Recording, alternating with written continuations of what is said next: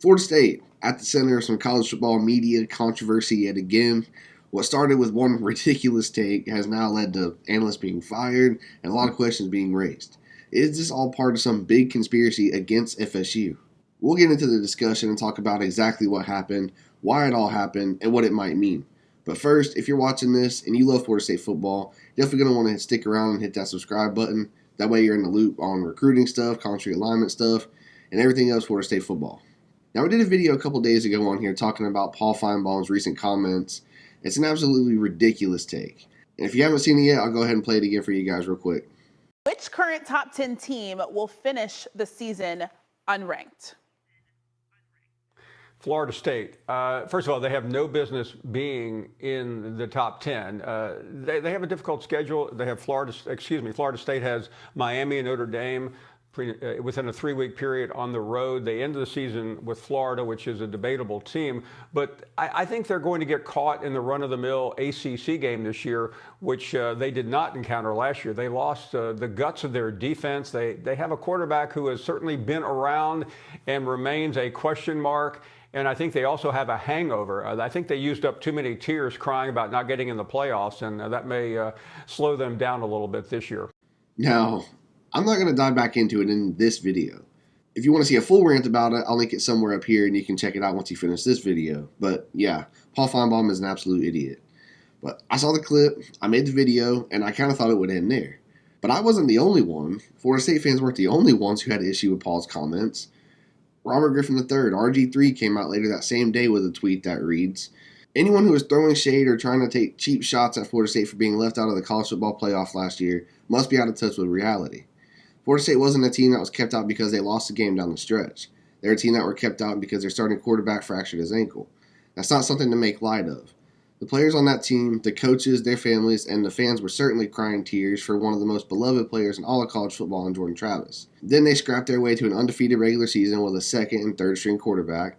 That team should be celebrated for what they pulled off down the stretch, not mocked." I don't know, it just seems like a level-headed take. Now, he didn't just straight up mention or tag Paul Finebaum, but this is definitely in response to his comments. I think repeating the tears comment is a dead giveaway. So what happened to RG3? Fired. Less than 48 hours after all of this. But he's not the only one either. Sam Ponder, of course, wife of former Florida State quarterback Christian Ponder, also fired on the same day. Coincidence? Now, she didn't go at Finebaum, and I don't even think she acknowledged any of his comments. But she's been outspoken about some other stuff in the media world, some political stuff. She defended Harrison Butker in his comments, which, whatever. Now, no, I don't think she was fired because of her Florida State ties, but I think it's a pretty crazy coincidence.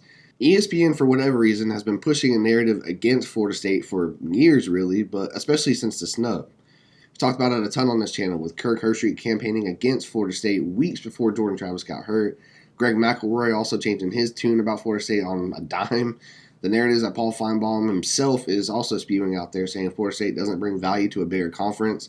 I mean, it seems like ESPN, or at least a handful of their employees, have some kind of thing against Florida State, whether it be some kind of personal vendetta or just having too much to gain by boosting up other teams and other conferences, and Florida State is just getting caught in a crossfire. I don't really know what it is, but it's getting hard to ignore at this point. RG3 has worked at ESPN for years. And yeah, he's had some odd moments, said some things I probably wouldn't say on here. But I liked him overall as an announcer. He's a younger, more energetic commentary, the 3 keys to victory thing. And he's better than a lot of other announcers, especially some of the ACC announcers we have. But he defends Florida State, he goes against Finebaum, and gets fired less than 2 days later. Again, along with Sam Ponder. Florida State ties aside, take Florida State completely out of it. These are 2 well-liked people at ESPN who are a bit younger and had promising careers ahead. But they go against ESPN. They go against whatever narrative ESPN wants, and they're fired. It makes you wonder exactly why Greg McElroy changed his opinion so quickly when Florida State got snubbed. The dude was just trying to avoid getting fired. And I know I'm going to get some brainiac in the comments about how it was due to budget cuts. They've agreed to pay RG3 for the remainder of his contract. They literally saved $0 by firing him early. I'm not here to tell you this is some kind of grand conspiracy centered around hating FSU. I'm simply stating the facts and connecting a few dots and realizing that some of this stuff just doesn't add up. At the very least, it's an absolutely uncanny coincidence, and I never use that word. Now, one thing I get asked a lot is, why would ESPN want to do this? What is it about Florida State that draws so much hate? I honestly can't answer that. I have some theories. I think Paul Finebaum has hated Florida State since 2013 when they beat Auburn in the national championship game and made him look dumb for another bad take he had back then. I think ESPN's bread and butter is the SEC, and they only keep the ACC around because of the contract, which may go away sooner rather than later, by the way, but also to just use them as a public whipping post and use them to boost the SEC. Why do you think almost every ESPN member and ESPN reporter is obnoxiously pro-SEC? But I was also thinking, Florida State is right in the middle of this whole crazy conference realignment thing right now. No one really knows where they're going to end up. But we all know the TV companies, ESPN and Fox, are really in control of this whole thing. What if word has gotten out amongst the powers that be, whoever that is, that Florida State is heading to the Big Ten? Which would mean Fox owns our media rights, and ESPN gets left with no Florida State, and probably no Clemson too, if we're being realistic. Well, if you're ESPN, it'd be smart to turn it up to 11 as far as making Florida State look bad and dragging the program's name through the mud.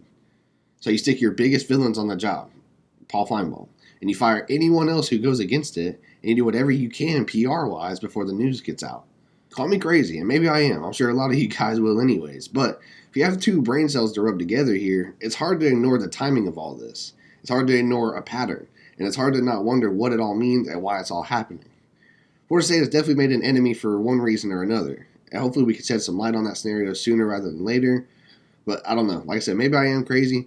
Maybe you're crazy too. If you follow Florida State football this closely, you kind of gotta be, right? But definitely let me know your thoughts on all this down in the comments. Like the video, subscribe to the channel if you're a diehard Florida State fan, and stay tuned for future uploads because we'll be back very soon. As always, go Noles.